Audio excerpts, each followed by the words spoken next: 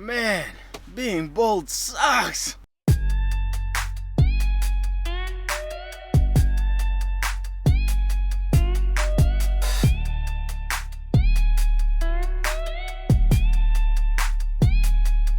Hey, what's going on, people? It's been a long time.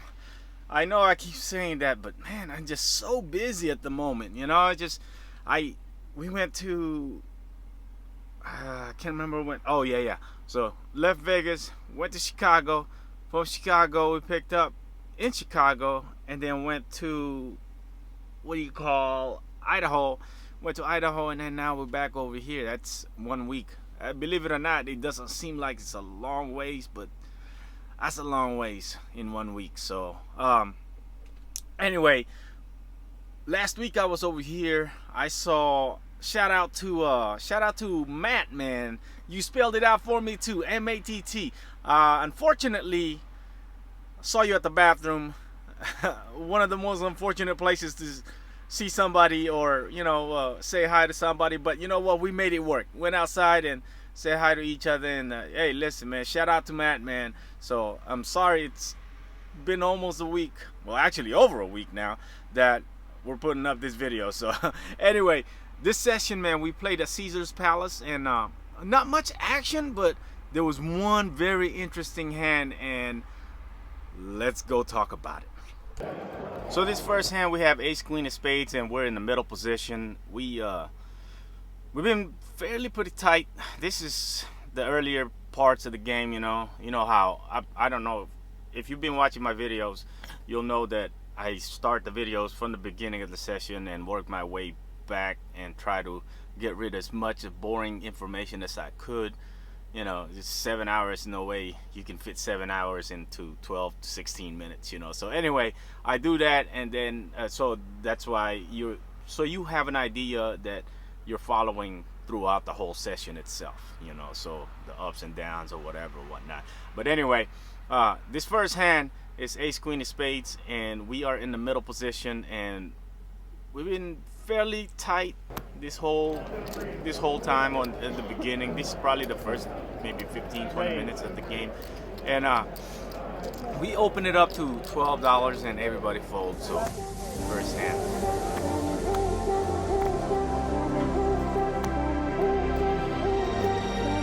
So this next hand, we're in the big blind. We look at queen 10 of clubs, and we had an early position raise under the gun +2. Under the gun +2, raised it to $10.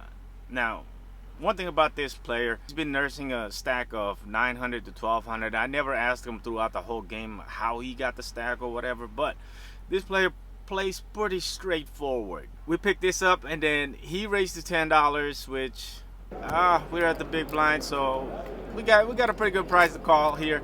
So queen 10 of clubs, so we called $10, and sure enough, we popped we flopped two pairs. Flop came queen 10 deuce. No, queen 10 6 rainbow. I checked to him, maybe he picked up some of that, but he checked back, and then the turn came 4. I was thinking start building a pot here, so I just bet a little bit, a small bet, $10, and he calls, and the river came a 2. And then I said, well, if he pick up any of that, I'm pretty sure it's not anything 2 pair or of that nature. And if he picked up 2 pair, that's great. We have top 2 pairs. So we bet another $10, and he just called, and he shows ace.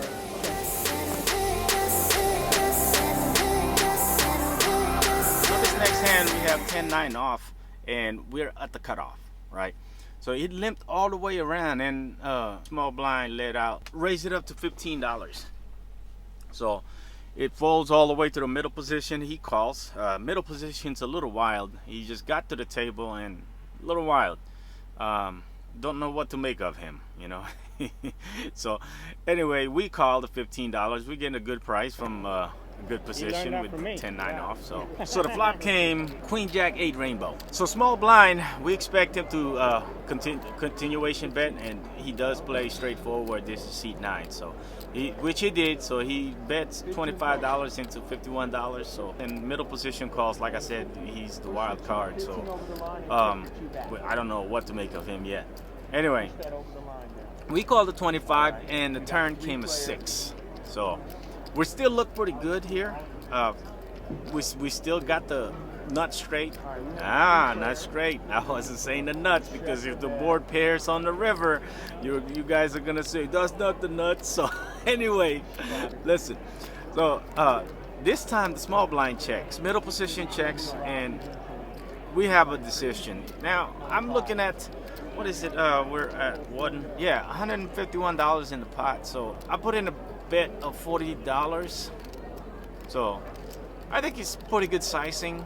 If they have any kind of middle pair or top pair with a low kicker or a weak kicker, I think small blind could continue here. So unfortunately, he folded and middle position folded. And I'm sorry, I need to find me a stand for this camera. You know, it's just every time I'm like low in chips, you can tell that the camera would go blank or it'll move or whatever. So I need to find me a stand to where it's kind of somewhat stable or sturdy. So anyway, next hand.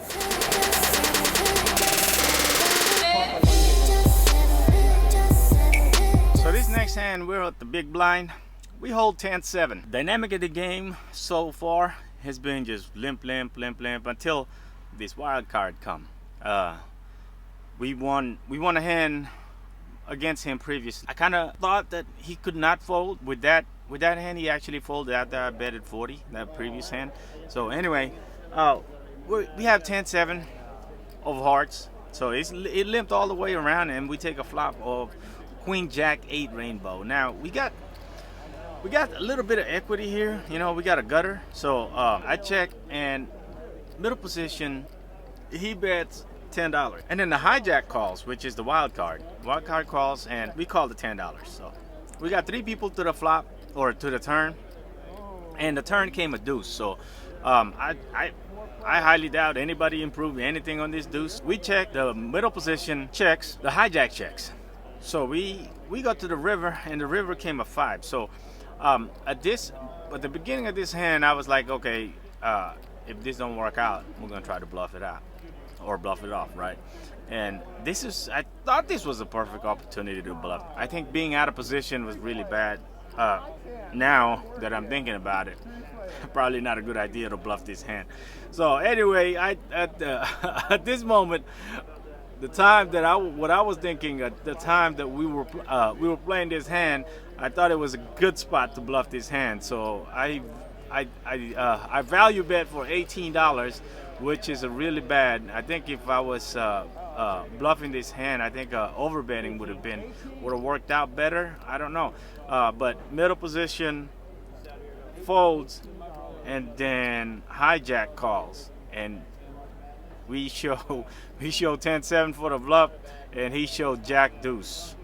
So I don't think he could have folded the 2 pair there. I couldn't put him on no 2 pair there. I was thinking, I don't know. I like I said, I don't know what to make of him yet. The wild card in the hijack. So I think I don't know how he. I mean, he turned the 2 pair. So I guess, and he's in position. He could have taken the lead there. So I don't know. Like I said, wild card, man. Let's king queen off. We're on the big blind, but we got 4 limps in front of us, and I don't think checking is an option here. So we made it 18. Everyone else fold except for that's right, the wild card. We got $40 in the pot, and the flop came 8-8 queen rainbow. So this is a pretty good flop for us for a king queen. You know, we have top pairs and top pair and a pretty good kicker, and the likelihood of him having an 8 is very, very thin. I try to get value from him, and I believe the best value to get out of him was to keep betting into him and bet big. You know, so I bet 35 into a $40 pot, which is almost a pot-sized bet. So, and he calls, but he wanted to raise. So this is a pretty nasty spot for us. You know, he actually wanted to raise, but he just said call, and then he said raise. The dealer just made him call, and it's a pretty nasty spot for us. You know, 8, anything 8 really we're working with here, or we're up against. So He calls, so now we're looking at 110. Yeah, 110 in the pot. So the turn, the turn came as 6. Unfortunately, the deck is not working with us. So I would love to turn a queen here. So we would have stacked them real easy. So turn came as 6. We check. The wild card bets 30. We're getting pretty good price here to see the river. So we called it 30. At first I analyzed. I was gonna shove on him, but I thought about it. Wait a minute, the dude wanted to check raise on the flop, so that's probably not a good idea. So we made the call, and the river still not working with us. This deck, cold deck for us, is 7. We check. He bets 50. Now, sizing wise, we getting 3-1 on the call. We think about it for a second. I wanted to fold. I wanted to fold so bad, but Matt tells me it's a good call. That's what Matt's telling me. So we made the call, and he shows 8 deuce. 8 deuce clubs to be fair, but it's suited. So anyway, we lose that hand, pretty big hand. So what are you gonna do? You know, I think I played it pretty decent. I don't think there's much more that you could have played it any better. You know, so I think it's just the particular player that we're up against. That's okay. That's poker. Let's go.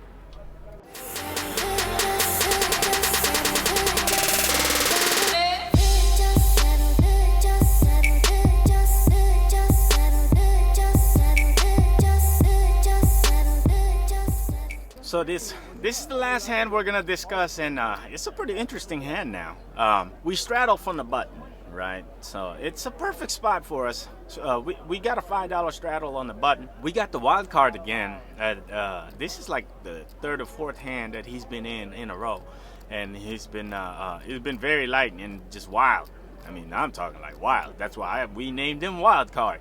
Anyway, so he bets $20, opens the bets $20, and one person behind him calls, which he's been folding just about every hand, and he's been really tight, and he's been nursing like a $200 stack. So us, we're about $200 stack here, maybe 210, 205, yeah, somewhere around 205 area, but that's because we got a pretty good hit from that from the wild card on the king queen. So, but that's okay. So we look down at pocket sevens, and there's two callers in front of us for $20. Actually, there was 3 callers in front of us. I'm looking at about 200 behind, and there's $60 out there. You know what? I think shoving here was the perfect play. Pocket sevens, yes, he's borderline. I can see it, and maybe pocket nines, pocket eights. You know what? But pocket seven it's a little borderline. You got 2 tight players in the front, cold calling 20s in front of me, and you got a wild card that is opening the bet to 20. I think it's a perfect spot, you know. So I moved all in, and surprisingly, the wild card calls, and he got me covered. And then the tight player directly to my right, he calls. Now, I'm not liking this situation at all. So, so we got 3-way to the pot, 3 people all in. We're almost about the same stack. The wild card has both of us covered. So, we got like $600 something pot. So, and I'm looking at staring at pocket sevens, and the guy to my immediate left, he said, I folded ace jack. Awesome. And guy on the big blind, he said he folded king jack. I said perfect. The board ran out, and it was 9-9 deuce, and then the turn came 8, and the river came, I want to say a 5. Yeah, I want to say a 5 or a 6. The wild card shows pocket 4s, so we got him beat, And the tight player to my immediate right, he shows queen 10 of diamonds. Whoa, really? Are you kidding me, man? Did I just win this all-in pot 3 ways with pocket sevens? That's insane. Now, I'm not result oriented or anything like that. I think it was the most optimal play when it came pre-flop. I mean, I was just trying to take down $60 with pocket sevens, and if I get a caller, I believe I was flipping. I want to ask your opinion on what you think of this, on how it went down. I think it went down pretty good. We were ahead the whole time, and luckily it held up.